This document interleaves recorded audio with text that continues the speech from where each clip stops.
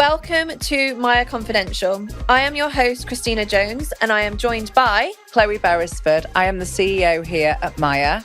We are here to educate and explain about cosmetic surgery. We're going to dispel myths. We're going to change perceptions. We're here to reassure patients who are embarking on or within their journey with MYA. And we are going to have fun. We're going to be speaking to patients, speaking to listeners, allow them to become part of the MYA brand and community. This is a family-owned company. We're approachable. And we want you to be part of the MYA family too.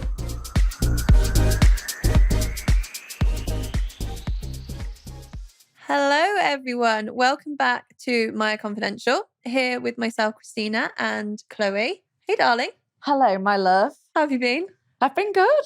It's nice to be back. And we've got our lovely patient coordinator with us today, Ashleigh Defty. Hey, girl. Hey, thanks for having me. The beautiful Ashleigh. No, but with Ash, you've been here for how many years now? So I first started working for MYA in 2019. With? Of course, yourself, at the Bristol clinic. I've had various different job roles within the business. Finally got to where I always wanted to be, the patient coordinator. It's such a glamorous, amazing job. And, you know, we're helping patients with the biggest insecurity. Yeah. To make them feel confident about themselves. It's just actually such an amazing really, role, it's rewarding in that respect, isn't it? Because you get people who come to us and they really are, you know, lost. They really are lacking in confidence. Yeah. And then you are helping them, you know, get on the path to feeling so much better about themselves. And that is a big part of the patient coordinator role, isn't it? Holding their hand. Definitely. Making sure they're okay. And what's your favourite part of the job? Is it sort of seeing the final result? Is it like once they've all done and dusted, like post-op and you see the change in them? You always say that, Definitely, yeah. Because like they come to you initially and like, for some people it could be the first ever consultation that they've ever had, or they might have been shopping about and met surgeons or whatever. But, you know, everyone's on a kind of different journey, and some people are like so insecure about a specific part, obviously, that we're talking about. And once you're then on that journey with them and the end result, when they're so confident and how their life has literally changed. It is this life-changing surgery, isn't it? Yeah. And it's just, such a buzz. It's so nice to be part of that, because you'll see them at their most insecure. They're telling you like their biggest worries. It could be things that they've never told anyone before. Like sometimes not even the friends or the family, and they're coming to you for the first time to tell you these things, like a stranger. Yeah. It's raw. Yeah. But it's great to then have someone like you that's really able to go through things with them, be sensitive to those subjects, and then guide them on what's next and how to go from there. Yeah. And you actually used to work for one of our competitors. Yeah. Dun, dun, dun. I won't say the name, but you did work for a big competitor of ours. And obviously now you're with MYA. How do we do things differently to other providers? What is it that you like about being here? Because obviously you came back to MYA. Yeah, I've taken a year off.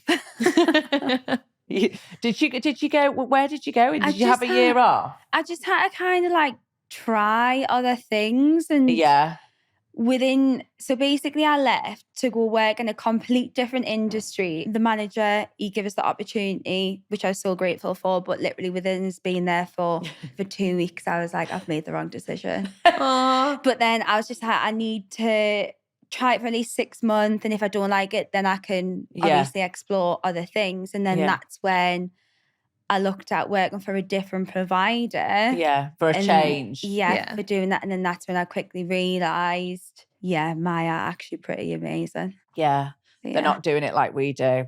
And that's the thing about MYA. I know I've said it before, but we have so many staff that have been with us so long, or we do have a lot of staff here who maybe they have gone off, tried something else, they've maybe gone travelling, whatever it may be, and they do come back to MYA and they all say it's like a family. 100%. Like all the patient coordinators, like they're all so team spirited, they work well together. And it's almost like a little sisterhood. Yeah, definitely. It's like it is like a family, like it literally is. And like, there's no bitchiness.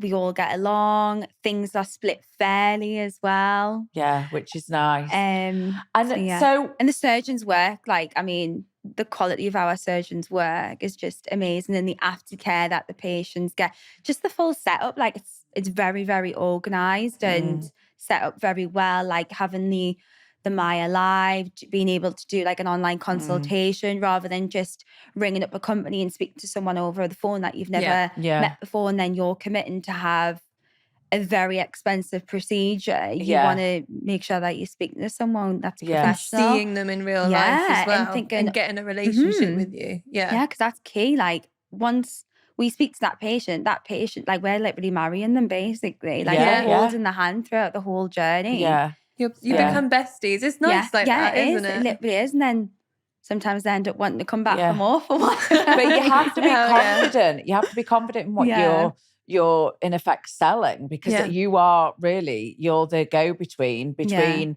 MYA and the patient. You bring the relationship together, and you have to be confident in the product. And obviously, you know, we've spoken in previous podcasts about how important that product is, and the product is safe surgery. Yeah, definitely. It's not about, you know, what size CC you have. It's not all about that. It's about actually knowing that you're with an established surgeon who's done many procedures, and, you know, you're in a very, very safe environment, and you're going to get looked after, obviously, post-operatively as well. Yeah. Literally bubble wrap. Exactly, bubble wrapped. And we often talk about a day in the life, don't we, Christina? Yes. We have a day in the life of what my life looks like each day at work. And we kind of are curious to know, what is a day in the life like of a patient coordinator at MYA? Should we start with a busy day in clinic? What does that look like? They're the best days. So a busy day in clinic, God, I sound overwhelmed already. Too many people to see, too many boobs to talk about. So when we're in the clinic, it tends to be usually when the surgeon's in. Yeah. So those days are very, very busy. Basically, what I would either be doing is chaperoning the patient. And what does that mean? So chaperoning a patient is basically when you take that patient in to the consultation with the surgeon, you sit in the corner, take some notes, and just make sure everything goes well. Yeah, everything goes well. It's being a safeguarding, isn't it? Yeah, it's a bit for the patient, it's a bit for the surgeon. Yeah. And not every company does that either. I know, we speak about that a lot, don't we? I just think it's quite shocking that there's people, especially with the male-female, you know, a male taking a female into a room on their own, expecting her to undress with nobody else present. I just think for both parties, you need that chaperone. And sometimes it's nice to have another female in the room as well, if they want to ask any questions to you. So you would just be there sort of taking notes and just obviously helping the patient along the way. And then what do you do after that? Do you go and like try on implants together, or how does that work? So then after they've seen the surgeon, they'd come in the room with either myself or one of my colleagues. And then depending on the procedure, obviously if it does include an implant, then we would try an implant. That's when it gets really exciting for people. People love that, don't they? Yeah, they love it, literally. Stuff in the bra. I love it as well. I'm like, It's like test driving a car. It's the best bit of it. They look great. Go for those. Get the big one. Let's take a photo, and like taking photos for them as well, because I always put myself in the patient's position and think, if I was going through this journey, how would I want this to be for me? So taking photos, being patient with them as well, letting them try on sizes. And then obviously checking that the patient was happy with how the consult went, they felt comfortable, they liked the surgeon. Because, you know, sometimes for whatever reason... I was going to say, what happens if the patient didn't gel with the surgeon, or the surgeon told them something different? Like they went in thinking, oh, I'm just going to be breast augmentation. However, they've seen the surgeon and now they've said, right, you need breast augmentation and uplift, or potentially a nipple lift or something like that. Yeah. Well, I suppose that... So part of our job is to obviously set the patient's expectations, because initially when we have that conversation, you know, you do get people who have even sometimes like an F-cup breast, and they are heavy and they are sat low. And they think that they need an implant in there to lift the breasts up and to give them fullness up the top. And, you know, it's our job to kind of be like, well, educate. You know, it varies that's not though, doesn't it? Because I know when I had my first procedure, I had my first procedure after having a baby, and I did opt just to have an implant. But at the time, I did get offered an uplift. I remember seeing the surgeon, and he said, "Well, you know, naturally after a child, the breast does sit lower." But I still had probably naturally like D-cup breasts. So they were big. I'd always had big breasts, but they were just low. And he said to me, he was like, "Well, if you put the implant in," and this is what I think people do when they say that about having an implant, I think this is where it comes from. He says the appearance of the breast looks higher because you're filling the top. Yeah. So naturally, it almost makes the bust instantly look like it's had, you know, like when you breastfeed, you'll know about this, when the milk comes in. It automatically, though, it gives you like a sort of fuller. It's because they're firmer as well, aren't they? Like when you're due on your period. Loads of women always say that, don't they, when they're due on the period? Oh, my breasts look, my boobs look great when I'm due on, because they're heavier. Yeah. So I think that is, in some cases, it can work. Yeah. And for me, that actually worked for years. I did have an implant, but then later on, after more children, I did eventually have to have the lift. You know, I suppose you get to know when you come in to see the surgeon exactly what you do need and what you don't need. Yeah. Because some people will need that lift. Yeah. If the nipple is sitting really, really low, you're just not going to get the best result, are you? Yeah. But then sometimes you can get a good result. Like I said, with just an implant, even if the breast is a little bit low, you can still get a nice result, but it's not quite perfect. Yeah. And it's about getting that longevity as well out of your results, like paying a lot of money for the surgery. You want to get it right properly the first time. Obviously, if you had them done and then went on to have more children, like having it done kind of just the breast augmentation initially, then going on to having children, I suppose, like. Well, that's what I did. Yeah. And then do you know what I mean? Yeah. And I had years, I probably had like 10 years of just my implants and things. But then eventually I was like, right, I've had 3 children now. Yeah. Let's hoist them up. And Christina and I always say that was our best breast, our best breast augmentation, because it kind of is the one where you feel like you've actually lifted the weight. I love them. Yeah, it's a great feeling, isn't it? To know that they feel lighter. It is. And you can wear all the backless stuff. Yes, and they just stay there. Yeah, fab. Yeah, it is. It's perfect. So talk us through how it happens for a patient. So they'll first call into patient bookings, or they might go online and they're booking in an appointment to talk to you. So what is it that you would then go through with the patient, and how does that journey start once they then start to talk to you? So my job is to find out what the patient dislikes, what they want, when do they want it, and then I basically do the rest of the talking, talk them through, you know, what to expect, what the surgeon might advise, what the journey would look like with ourselves. Can give them some kind of advice on pre and post-operative care. We'll go through the costs. We'll discuss funding options as well. We've got the MYA finance as well, which is helpful super helpful, for everyone to make it affordable. Yeah, and then we'll also go through the medical, because we want to make sure that surgery is safe and it's a suitable thing for them to do at this moment in time, because it might not be at this stage. And then the next step from there is to see the surgeon, and that's when they do a physical examination, take the measurements, and create that surgical plan. Yeah.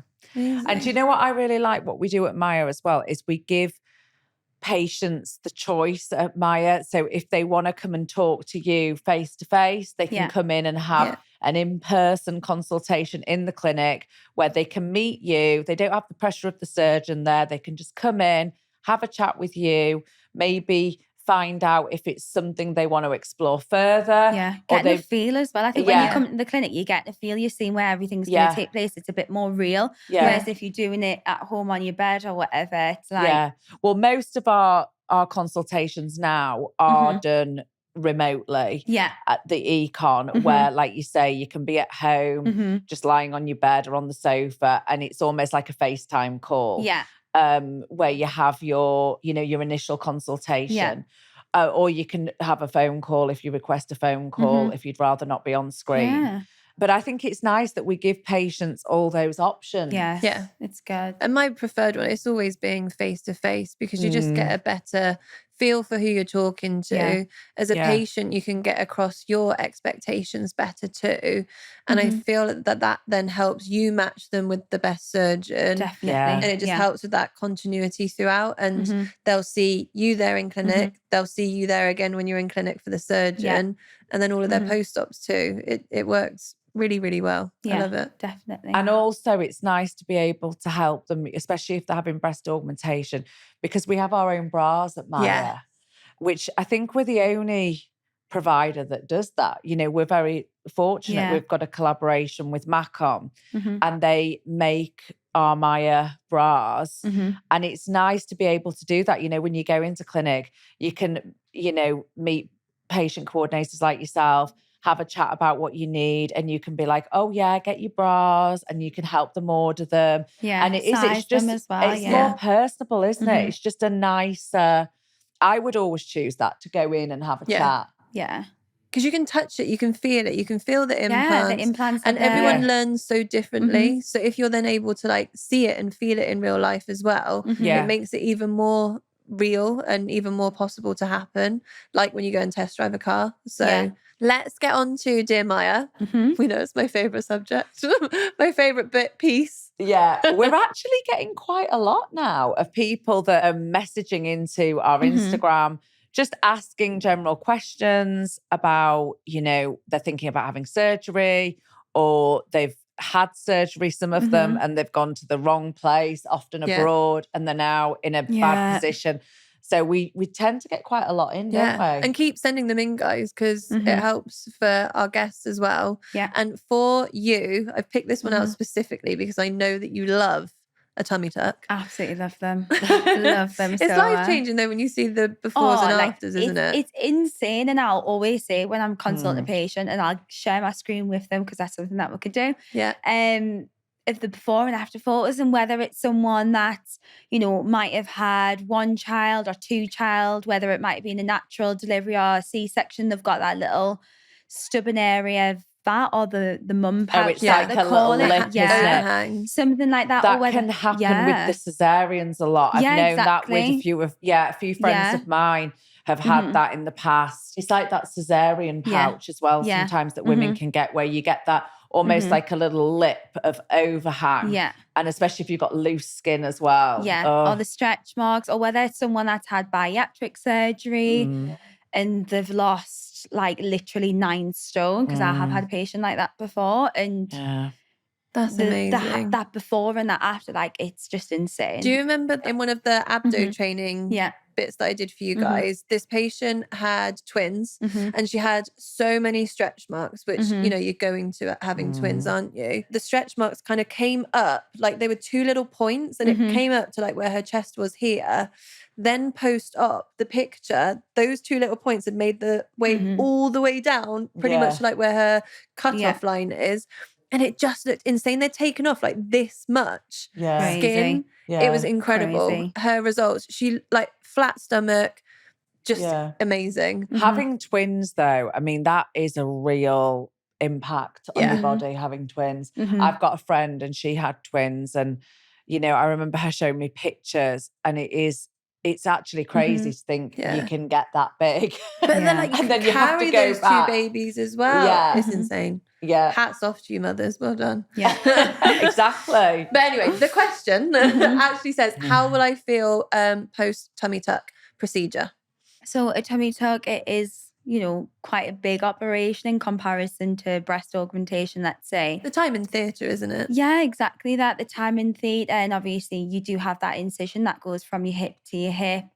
Or sometimes if you've had a fleur-de-lis, then it does go down the middle as well. Explain what a fleur-de-lis is for our listeners. Sounds like a pastry. It is. It sounds like going to the local patisserie. For fleur-de-lis, and then actually you end up with a nice and I'll have a cup of tea with that. Yeah, so it's just basically a bigger type of tummy tuck, isn't it? Yeah. You know, you've got your mini tummy tucks, your full tummy tucks, and then your fleur-de-lis, and it's just basically depends on how much excess skin needs to be removed, doesn't it? Yeah. So the incision site then comes up so more so from the belly button up to the chest as well. Yeah. And it resembles the fleur-de-lis symbol, which looks like this, and then it kind of goes like that, which is then the incisions that the surgeon uses. Like an anchor? Yeah. Would you say it's like an anchor? Yeah. And how much downtime would somebody need after a tummy tuck then? Is it a bit like when you have a section, like a week or two, just sort of relaxing at home? So definitely 2 weeks downtime, I would recommend. Probably the surgeon would as well. Some patients do say it is quite similar as to, you know, if they have had a cesarean before. Yeah. They say that it's quite similar in terms of the healing process. Yeah. But it's just so you can attend all of your appointments. So you'll come back and see us after 1 week, again at 2 weeks, maybe again at 3 weeks. Yeah. And then also at 6 weeks. So we can just monitor the wound to make sure it's healing nicely and just... Yeah. Isn't it crazy though that you think if you had a cesarean section, you're then like, okay, and here's your baby. Yeah. And good luck, get on with that. And you then just have to heal and be up walking within like 24, 48 hours. Yeah. Off you go. But then for us, when we say you have the abdominoplasty, okay, take 2 weeks off work, guys. Yeah. It's actually like a lovely holiday for these patients. I'm actually quite old school with it. I think the sooner you get up moving around, the better. Yeah. Because I have had 3 children, but my first one was natural and my second 2 were section. Yeah. And when I had my first cesarean, I was very much, you know, oh, yeah, I'll have some painkillers. And I was lying there in bed thinking, this isn't like it was last time. Because obviously with a natural birth, you just bang up, ready, right, when are we going home? I want to leave now. Yeah. You know, because it's instantly over, isn't it, after you have a natural birth? I quite liked having a bath after. Yeah. I was like, my work here is done. Yeah, it is. It's like a nice feeling of just like, oh, well, that's over, job done. But obviously with a cesarean, it is a little bit different. It's like I say, I had a lot of downtime with my second child, first cesarean. But then when I had my third daughter and I had a cesarean again, my surgeon said to me, this was on the night of she'd been born probably about midday. So it was only a few hours later. He said, oh, you need to get out of bed. And I remember thinking, oh my goodness, got up, had a little walk around. And then the next day, I felt so much better than my first cesarean the morning after, because I had got up on and it was amazing. So I kind of just think, well, if you're fit and healthy and you heal well, obviously you need to have your rest as well. But I think that we actually do heal better than we think sometimes. And everyone's different as well, aren't there? Some people do heal a lot better than others, I suppose, don't they? And I think that's something that the hospital encourages as well. Once you've had your tummy tuck, right, you need to get up and get moving about.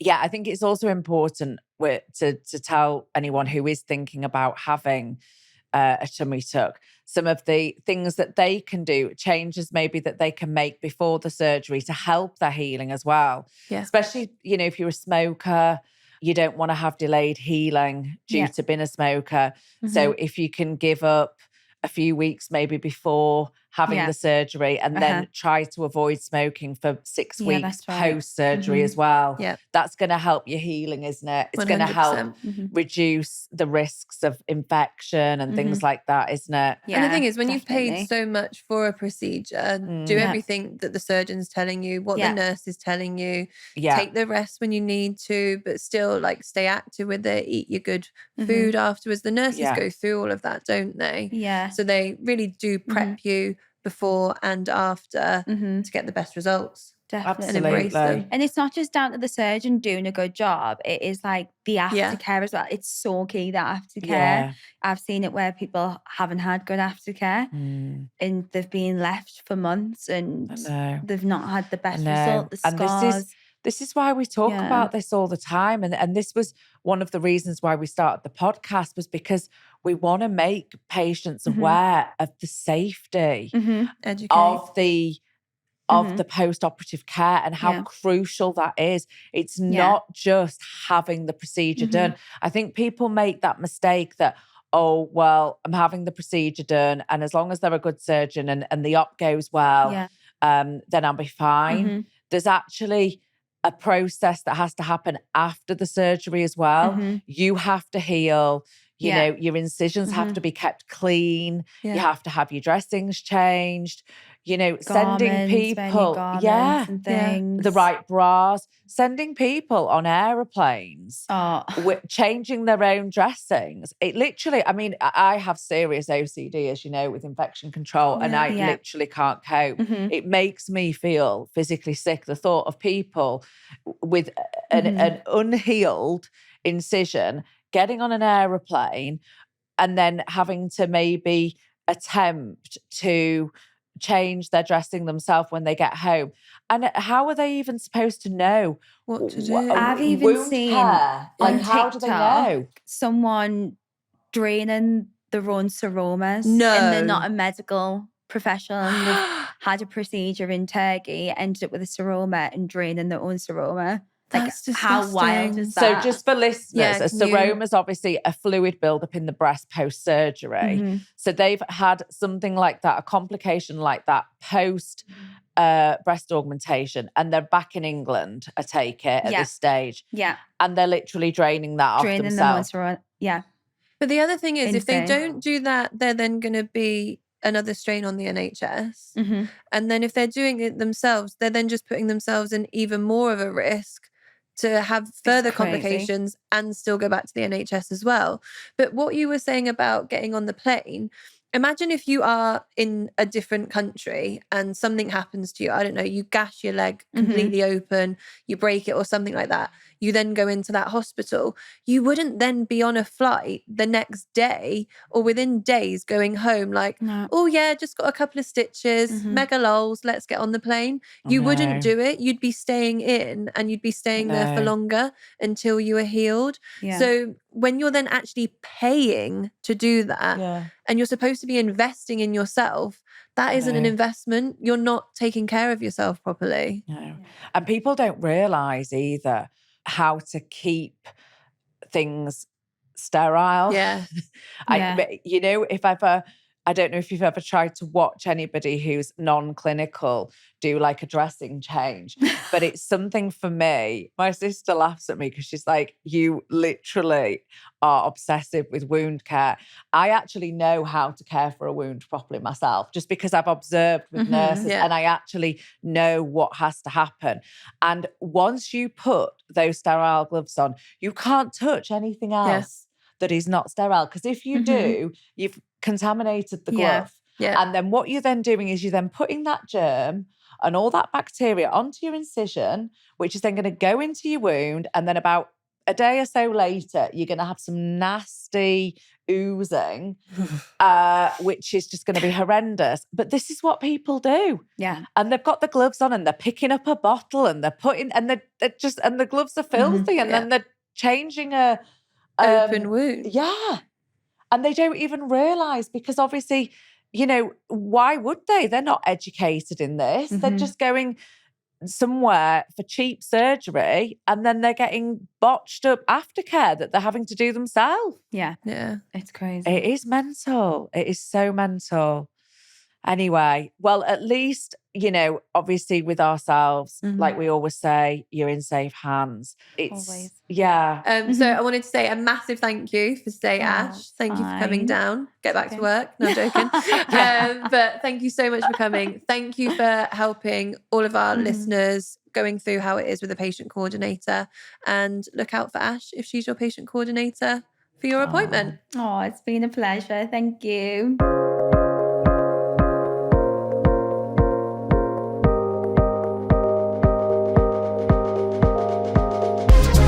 Thanks everyone for listening. Please hit the like and subscribe button. And please follow us on all of our Cosmetic Surgery social media channels. At MYA Cosmetic Surgery. You'll find us on TikTok at MYA Cosmetic Surgery. Share this episode with a friend and anyone that you think will love it. Thanks, guys. Bye.